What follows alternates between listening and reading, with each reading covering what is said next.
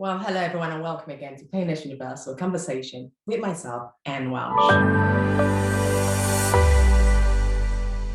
Are you a survivor of domestic abuse? Or are you coming out of a bad marriage? My conversation today is just for you. This conversation is something you need to take back seats and really listen to. Or are you someone struggling with your faith? Thinking that the old church religion is no longer fitting you where you belong. You're looking for something more modern, better ways to communicate. Again, this conversation is just the right conversation for you because my guest, Pastor Kimberly Jones, will be telling you her own journey, her own struggles, her own pain, and how she's overcome this. Well, let me tell you a little bit about my guest. Pastor Kimberly Jones, known as Real Talk Kim, travels the world, fulfilling her passion and purpose of loving people back to life. She's a mother, pastor, entrepreneur, best-selling author, entertainer, and most importantly, a worshiper after God's own heart. Pastor Kim is the senior pastor at Limitless Church in Georgia and has two beautiful sons. She's a human rights advocate with a passion for giving back and believes in the compassion of the Holy Spirit, delivering it into those who need it most. Pastor Kim is an advocate, and she's partnered with Rock, Paper, Scissors Foundation, a non-profit organization which exists to foster healing and give a voice to those who have been silent from all forms of abuse and human trafficking. Pastor Kim has been featured on the Dr. O's Show, Oxygen Network series, The Preachers of Atlanta, Your Word with Saiful Dollar on BET, The World Network, CNN, and many more, including magazines and radio shows. She is truly a living and walking testimony of God's redemption plans in action. I'm truly honored that she's taken the time out of her busy schedule to speak to us and share the gospel as well on how she's found her own joy and how she's using that method of finding her own joy to help others who are in desperate need of this calling. Meet my amazing guest, Pastor Kim Jones, as we share her story. Well, hello everyone and welcome again to Painless Universal Conversation with myself, Anne Welsh. As I said in my introduction, this conversation is one that I think you should not miss. You should take your time and listen to this conversation because it will really get your life turned around. It will get you thinking. My guest today, Kimberly Jones, who's known as the Real Talk Kim, so we'll be going as Real Talk Kim here. She is a mother, pastor, entrepreneur, best-selling author, entertainer, and most importantly, my best bet, a worshiper after God's own heart. We'll be talking to her about her own pain and how she's found her joy around them. And most importantly, there's something about the preaching, the word of God. How do you get millennials to really understand that this message can be non-tradition and you could still enjoy it as well, that she's found a way around that. Thank you so much. I am so honored to be with you, Anne. You hear me, just so honored. And hey, everybody. Honestly, I'm so super delighted that you said yes. I'm super delighted, especially with everything going on in the world today. The world, we are at that point in this world where people need to be closer to God more than ever. There's just this confusion. What is going on? Why are we in so much pain right now? Anyway, before we get into all of that, I have to ask you, tell us about who are you? Who is Real Talk Kim? Well, Anne, I am the first woman pastor in my family. I am the first author in my family. I am, oh my gosh, the mama of two huge boys, Lincoln and Morgan. They are 6'5", 25 and 27. And one is about to get married. How cool is that? And man, I don't even know how I got here except by the grace of God. I just got busy healing and focusing, getting myself free from people pleasing and heartbreak and everything else. And then God just started trusting me. And so I'm an author, a mother, a pastor, a friend. I can say I'm a friend. I'm a friend of God. And I'm excited to be here. Super excited. Oh, great. You said you're the first pastor in your family. First. What was your background like growing up? I mean, when you look at people now, you always wonder, what was their childhood like? What was yours like? Lord, girl, I was raised, my daddy's a preacher. My daddy died a year ago, which was so hard in the pandemic, but he started 2 churches. In fact, I pastor his very last church. He passed it down to me when he actually got diagnosed with dementia. It was the same year that Preachers of Atlanta, I was on a show called Preachers of Atlanta and on Oxygen. And that show was mirrored around me actually being the first woman pastor in my family. So I was raised in this religion that said women couldn't preach. Women couldn't do nothing. The only thing that we could do is have babies and cook supper. And I watched my mom all my life. Girl, when I tell you I came out of my mama, I was rebellious. I was like, who said I couldn't? I was one of those, oh, Kim, you can't do that. I'm like, I might not can do it with you, but it don't mean I can't do it. And so I was raised in this very strict religion that said women can't preach, women really can't do anything but have kids. And I was mad about it. And I was just like, why would God create women to just do that, which is awesome. I know incredible moms out there raising 12, 10, 5, 6 kids, cooks every night. That's what they're called to do. But I really felt like I was called for more. And so we were in this religion. Women couldn't wear pants. We only could wear dresses. We couldn't cut our hair. So my mom had this really long hair that was wrapped around an oatmeal box because she had nowhere to put it. And women had to wear their hair on top of their head. So they have all this hair. It was so much religion. And so at 18 years old, I go away to Bible school. And I go to Pastor Rod Parsons Bible School because my parents are like, you got to go get saved. Something got to happen. You got to, because I was just always just mischievous and raised on the church pew and couldn't even tell you what the children's, what Noah, how many animals he brought on the ark. I mean, I was in special ed. I mean, I was just like troubled. And so they sent me to Bible school. And in Bible school at World Harvest, I met my man. I just fell in love with the piano player. And we got married. We're married for 18 years. Then sin took us further than we wanted to go, cost us more than we wanted to pay, and kept us longer than we want to stay. And after 18 years, that marriage went down the drain. And that's when I actually found Jesus. So I'm raised a preacher's kid.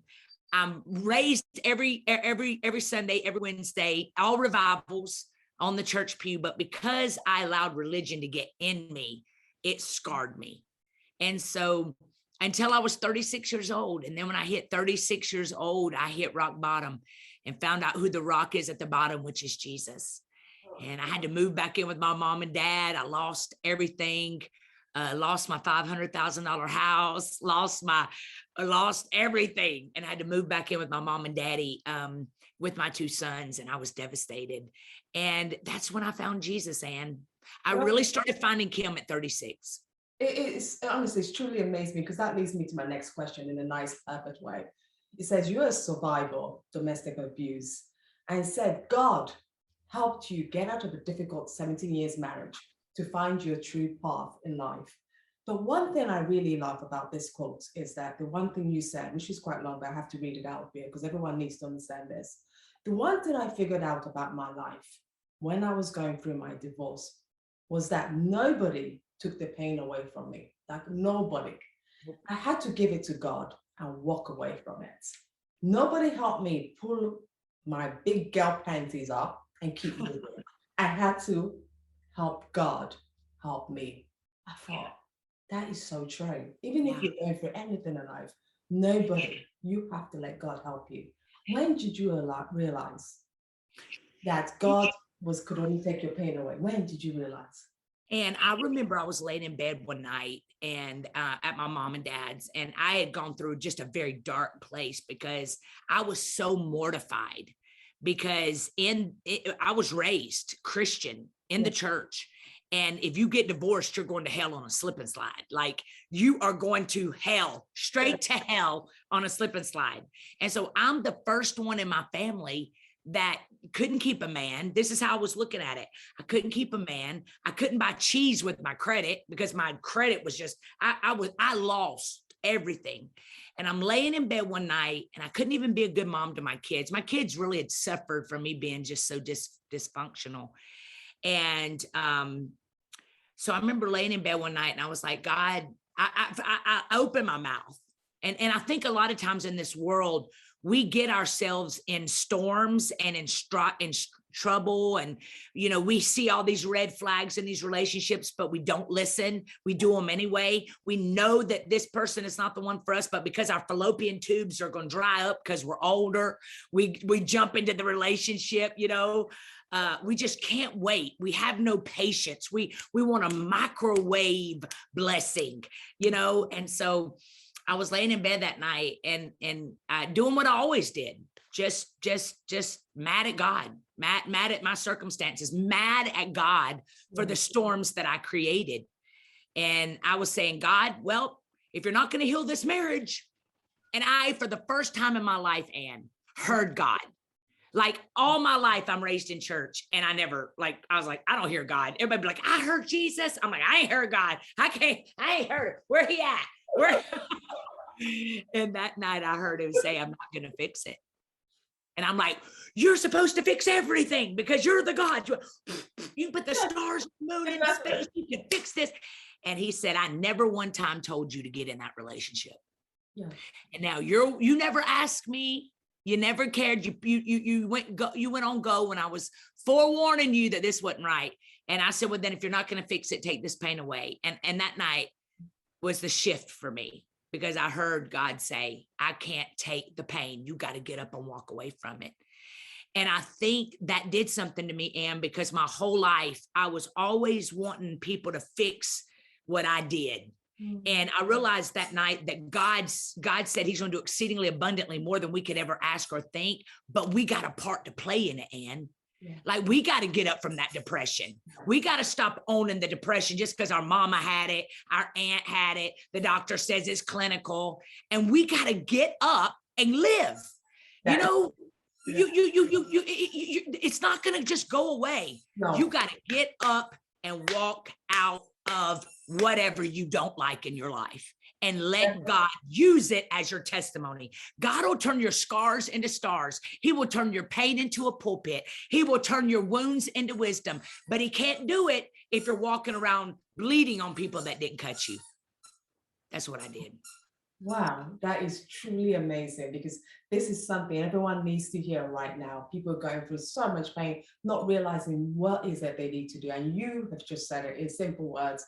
We need to take that ownership on ourselves. We can't keep putting the blame on anyone saying this because of my generation, the generation cost of the family, because I'm Black, or because I'm this, because I'm a woman, whatever it might be.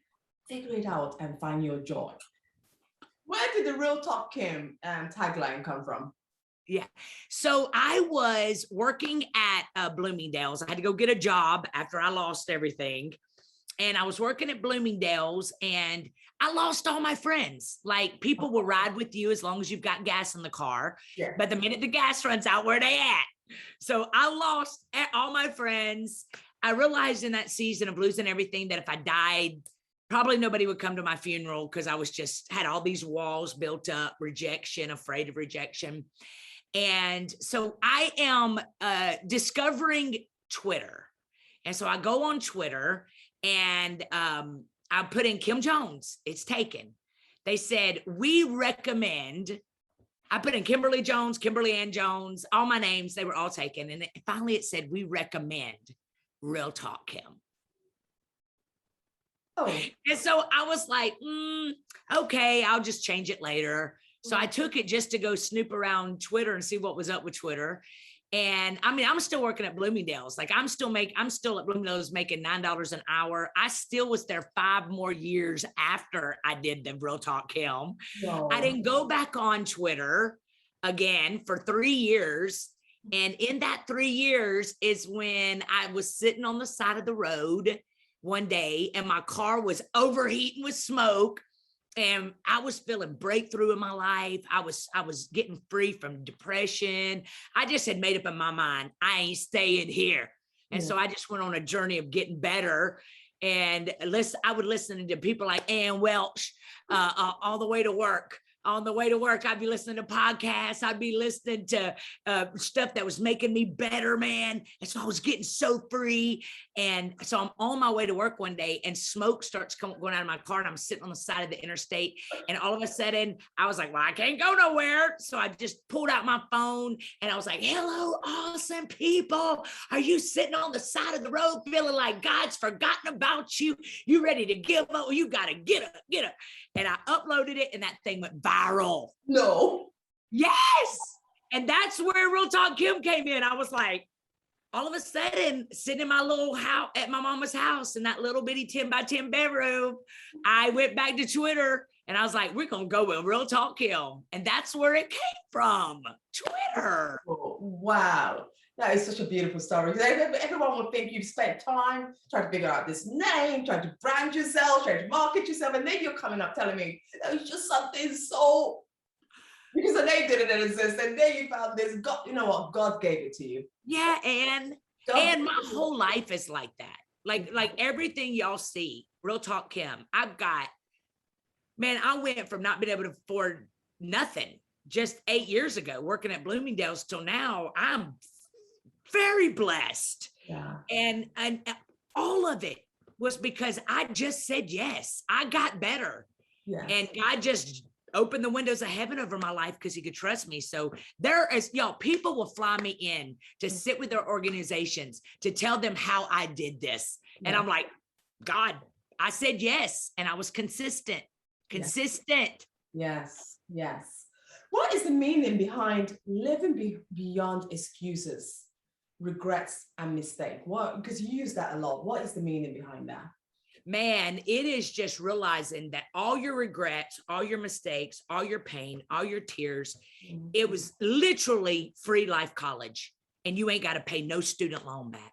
Oh, yeah. It has taken those mistakes that you think have ruined you for the rest of your life and realizing that God trusted you with it. God trusted you with that divorce. God trusted you with that bankruptcy. God trusted you with that sickness. So if we stop looking at it at God just hates me, he just hates me. So here I am just stuck like Chuck and realizing, no, what I'm gaining out of this mess that I'm walking through right now is free oil, because in the crushing of the grapes, in the crushing of your flesh, in the crushing of your ego, right, is God doing a work in you that you would never even be walking in if you wouldn't have lost everything. That's true. So he basically trusted you. So it's living beyond that. It's not looking in your rearview mirror, not trying to right the wrongs, not giving CPR to dead situations because you're prideful and, people are going to talk about you if they hear that you divorced or if you, no, it's realizing that I'm not going to waste this hell. And I'm going to give the devil a black eye every single day of my life when I get up out of here. I may not be where I want to be, but thank God I ain't where I used to be. And I ain't waiting until I get it right to start being a voice for Jesus. I'm going to take my social media pages. I'm going to be consistent and I'm going to pull as many people out of hell as I can. That's what that means. And you do that. You really do. I mean, your quotes every day. I have to look at one every day. I literally look forward to it. So, what has she said? I'm like, I want to repost every time because that blesses me, Ann. Amazing. And I think everyone relates to it because it's just so, you say it in a positive way. A key platform of yours is the Limitless Church, which is a mission to help develop mature and caring leaders, right? Can you explain why you feel it's very essential we target the mature leaders in getting them more to the living space of God? Man, I think because, I feel like God has called me to the world. I feel like he's called me to the youngins, the old ones, the religious ones, the Pharisees. The Pharisees is why I was stuck. You know what I'm saying? The real good Christians. And so I just think it is so important for us to get back to the basics. And I think this pandemic has really pushed a lot of people into a space of feeling like there's no comeback and that they're stuck. I feel like they worked for so long for certain things in their lives, and then they feel really disappointed by God because why would this happen? Right? Why did they lose that 2 years? And so I think it's just so important for us to get people into the presence of God, into the understanding how God used everything that is happening in order to get us set up for where we're going. And really what this pandemic has taught us is that it's not always about becoming who we were really created to be, but unbecoming what we've become, trying to fit into places that we never belonged in in the first place. And so I just think it's so important for us to get to a place where we're Jesus with skin on it for the whole world so that we can be used of God.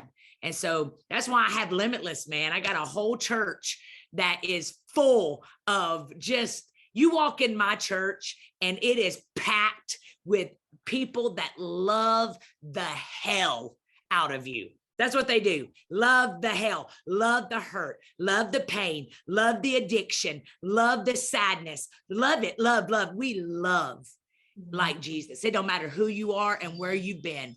Limitless loves you to limitless capacity. I love that. And I definitely would be visiting your church. I can't wait. I can't wait. I'll definitely be visiting your church. It's so wonderful to hear the work you do, because you are doing such great work, not just with church-wise. You have this rock, paper, scissors foundation. And I think it's, I've read your bio, I've read the work you do with it. It's really something that's so close to your heart, the human trafficking, the helping human beings to, come out of this difficult process. Why did you choose such a niche area to focus on? Well, because, I was in a place where I faced it. I faced abuse, and how embarrassing it is when you find yourself in a place that you said you would never be. Mm-hmm. You have these dreams as a little girl, and you said, this is what I'm going to do with my life. And then all of a sudden you find yourself in this really dark hole, and you find yourself in a bush somewhere, hiding and not wanting to tell anybody because you're loyal. And so that's why that became such a huge passion of mine, is because it's so hard to get out once you get in. And it's so hard to let go, because most of the time when you get into abuse or even trafficking, you find yourself in that place because you don't know where else to go, right? So you end up in places that you didn't belong in the first place, just trying to make it for your babies. And women are so powerful. And because we literally can birth a baby, right? A whole human out of our body. But we also can walk through terrible seasons in our life. We walk through stuff that would take a man out. It would take a man out. But we women walk through it and can carry ourselves even in the midst of tragedy, just so our kids don't feel the effects of what we're walking through. And so I wanted to have a place, I'm connected to Crystal Clark. She's the person that is the head of Rock, Paper, Scissors. And that whenever I was thinking about something that I wanted to be involved in, it was something of this capacity where I can show women that there is a way out, and you don't have to stay in it just because you don't have anywhere else to go. And so I start building them from the inside out, and Rock, Paper, Scissors helps them physically get out. So I help their insides, because you got to get that inside. You got to fix that thing that keeps going back to that toxicity. And then Rock, Paper, Scissors helps you get out of it. But it's a really hard place to get out of, and when you find yourself in it, because you almost get addicted to the deprivation and pain. Yeah. So we gotta let people know that It's not, you don't deserve this, and you don't have to stay in this. And it really is better. I got to a place where I was like, I would live in a bridge, under a bridge in a box, but I ain't staying here. And so a lot of people can't get there. And a lot of people don't have a mom and a dad to escape to. Yeah. And so I just want to help people, man, live their best life, even after devastation. And it's never too late. As long as you've got a pulse, God's got a plan. You ain't dead, God ain't done. So get up. That is true. Get up and take life. That is true, because I think the thing is that we always think we're dead, or we can't, there's no other way out. We're stuck. God is punishing us. We can't get out. And even if we do have to get out, something bad is going to happen to us. So we'll end up running back to a bad place we want to be. So it's really hard. You, real talk, Kim, you have utilized something that has been horrible, and you've made it something outstanding. You've been featured in numerous media, Dr. Oz, CNN, BETV, you name it. You've done magazine covers, you've done radio talks. When you look at your life now and seeing what God has done for you, how do you just marvel? Because I think this is important, because when people are trying to do it, the first thing they think is that I'm never going to be there. That you've been there and you're telling us it can be done. You've been in magazine. So what is your joy? How would you tell people? You know what, Ann? I, honest to God, have no idea. Like I literally pinch myself every day. I don't know how I ever got picked for Preachers of Atlanta. I don't know how I get to preach on all the people that I used to sit in my car and learn how to preach from. I preached in their platforms. TD Jakes. I'll never forget preaching at TD Jakes. Like, I don't even know how I got here. No. Like, God has just blessed my life, but I know it's because I went from literally hating people. Like I was a preacher's kid. I didn't like people, to now loving little thumbnails. Like, that's my favorite hobby on the planet, is loving people now. And so here's the key for all of you watching today that feel like you are gone. There's no hope for you. Maybe you've spent 28 years being married to somebody, and that was you gave your whole life up for these people, and you sacrificed. You didn't go to college. You were a great wife, and all of a sudden one day they come home and say, I don't love you anymore, and they leave. And now you're staring at having to start all over again. And maybe you are stuck. Yeah. Maybe you feel like that addiction that wrecked your family has ruined your life, and you don't even deserve a better life. And I'm telling y'all today, you did not get on Ann Welsh's show. You did not get on this podcast with us just because you love one of us or love both of us. It's because this was a divine appointment, so that I could look through this camera sitting in Atlanta, Georgia, and I could tell you all over the world that God is not finished with you yet. That if he was finished with you, he would have let you die. There's so many times I wanted to lay in my bed and just not wake up, but I was still here. I'm still here, and you're still here for a reason. You are going to be the game changer of your family. You are going to be the generational curse breaker of your family. You are going to be the first millionaire of your family. You are going to have a successful marriage, even though your mother never had one. You aren't going to die of cancer. You're going to break these curses off your life. I just prophesied that over you today, that wherever you are, wherever you feel like you got injured and now you're stuck there, that today you get up and you realize that it ain't over until God says it's over. And in fact, I just right now decree and declare, and I break every stronghold off of you. And I cancel every plot, every plan, every scheme the enemy's devised against you or your family members. It ain't over. And I hear the Lord saying, he is just getting started in you. And you are going to walk through seasons where you literally are pinching yourself. Amos 9:13, I'm going to give that to you today. It says, God's decree said things are about to happen so fast that your head is about to spin. Blessing upon blessing, you won't be able to keep up. That's what God is about to do in your life. But here's the key. You got to see it.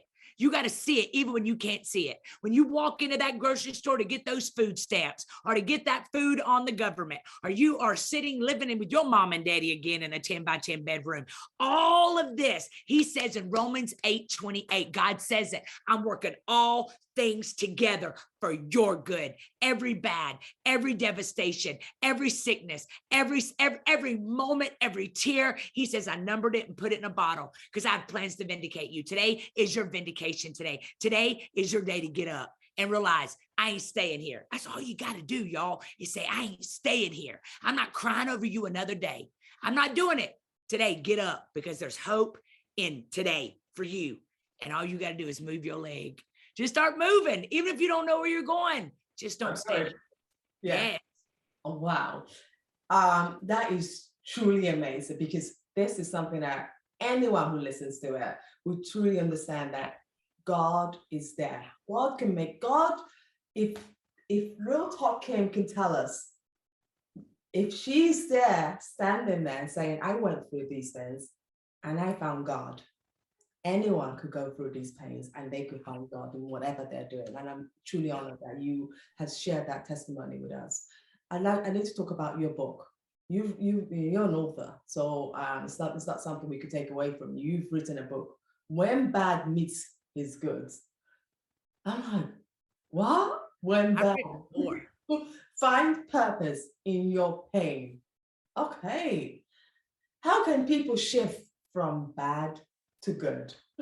Man, just making up in their minds, just like they did the bad and they were a part of the bad. You just flip the script. See, we think a lot of times when the curtain closes in our lives, something devastating happens in our lives, some season ends, that our production's over in life. But I believe personally that the curtain had to close in order to set up for the next scene. And so when one closes, God's opening up something greater, and nothing that's ever happened in your life is greater than what God's going to do. Right. And so that's how you do it, man. You just look at it. Like, I think one of the first things, Anne, is to get over the shame of it, to forgive yourself for allowing it, you know, and to stop beating yourself up because you're in it. And then when you get to that place where you realize that, oh my God, I'm still here. Like, I made it. Like, this would have taken everybody else out, but I made it. Then I think it gets easier to get up and move forward. And so that's how God turns your bad into good. Look at me. I tell everything. I was crazy. And now look at me. I am being used of God. I'm the greatest friend ever. If I died, I'd have a whole Facebook memorial page now. They used to wouldn't come to my funeral, but now I found Jesus, and I stopped being mad at the process. And I realized, see, a lot of times, and I think we get stuck in the process, but the process is necessary for our purpose. And we allow a rut that we're in life to make us rot. And so I think that when we can see ourselves out of it, then better days are ahead. I just find joy every day, no matter what. I see. Because I'm alive. I can tell. You definitely, and just having the conversation with you, I could feel so much joy. Your social media presence, I mean, that is something really amazing, because you're utilizing that to engage the millennials, to get them to believe again, because I think that's the missing gap in society today. People are afraid to go to the traditional ways of preaching. They don't want to go back and say, you know, this is not what they're used to. But you've used your social media presence to talk to audience in meaningful ways that most of your audience, the younger ones, are actually so excited to hear you speak. What did God do to you to be able to speak to them? Because many leaders and church leaders as well, senior people around the world, find it difficult to communicate to the younger generation. That's why there's that missing gap. What was special? What did you do differently? I found me. You know, I think that millennials and young people, and, you know, I got a big old following of them, and it's because they see through fake. And I'll never forget, girl, when I was walking through, I was so addicted to people pleasing. And I remember when I lost everything, I was more embarrassed of what people were saying than my situation. And I am the queen of praying specifics. Like I don't just lay in my bed and be like, oh God, read my mind. No, I pray specifics. You know, I'm like, God, get me free from caring what those people think about me. And I'll say it until I get free. And so I think that's why people, why I attract all different demographics is because I am so transparent. Nothing is off limits with me. No. And every single thing that I've walked through, literally God uses it. Like I talk about it. Like I literally will talk about everything. And I think that's refreshing to people. I think that they can sense the real, and I'm real. Yeah. And that reflects in your dressing as well, because you take away this traditional way that everyone has to look the way we go to whenever we're doing gospels. You take away that traditional style, and today you're not having the mohawk, but typically. But it'll be up tomorrow. You take away from the traditional method of preaching as well. And I think that's so important in the way we communicate. Finally, before I let you go, Real Talk Kim, I have to ask you, can you describe the joy you feel when you're standing in front of an audience and sharing the passion of faith? Oh man, I remember just about 4 years ago when I was rebellious back at 21 years old and I left my Bible school. I had the opportunity 4 years ago to go back to that very place that basically kicked me out of Bible school and preach on their pulpit. And I remember standing in front of 9,000 people that day and weeping at the grace of God, because that's how God is. And he will take your worst case scenarios. If you really get yourself healed and you really fall in love with Jesus, he loves to take people with the worst past to create the best futures. And so here I am standing there in front of all of those people. And that was probably the best definition that I can give is I stand in awe. I'm truly, truly humbled that when people gave up on me, God gave in. They walked out, God walked in. And I ain't never gonna disappoint him. You hear me? I live a good life. And what you see is what you get. That's the greatest gift I can give everybody out there is live it, live it, live it. Don't live one way and live another. Whatever is in your life that is not right, that's making you do foul things, making you do ratchet things, give it to God and let him heal you so you don't need those things as comfort. And you'll be able to stand in front of thousands. Maybe you don't want to stand in front of thousands. Maybe you're just waiting for a husband. If you get yourself right, God will bring you the best looking husband or wife on the planet, because he wants to bless us, but he can't bless us if we don't get well. And so that, man, I'm in awe, and every day just in awe, blessed. Can't believe it. Can't believe I wrote books when I was in learning disability my whole life. Cannot believe I'm in all these. I walk by the airport and I look over and there's my face. And I'm like, what? I just did another book called Shut Hell Up. And Wow. that book is everywhere. And I'm just like, how did this happen? I don't even know where commas go, you know? But God, when he endorses you, when he puts his hand on your life, you don't need nobody else's validation. He validates you and he uses you. And that's what he's going to do for everybody watching today. Well, Real Talk, Kim, I am truly honored. I feel blessed just listening to you. I feel God has really spoken, and not just to my audience, but also to me, because I think this is such an amazing conversation. I feel really touched. I feel, it doesn't matter with sickle cell, no sickle cell, you could always do it and you could keep thriving. Don't ask yourself questions. Just wait for God and do what's right in God's eye as well. I love that ending, because a lot of people feel that they could keep doing those things that's not right in God's eye. It's very clear. He has his limitation in what he can correlate from us. So if you take that on board and you do what's right, God's blessing will just flow. And I really appreciate your time. I know how busy you are, and you said yes, and I'm sure this will touch so many other people. this is not just for me. It will be a blessing for a lot of people just going to go through a hard time like that. Thank you. Oh, thank you so much. And I appreciate you. Oh, thank you. I really appreciate you.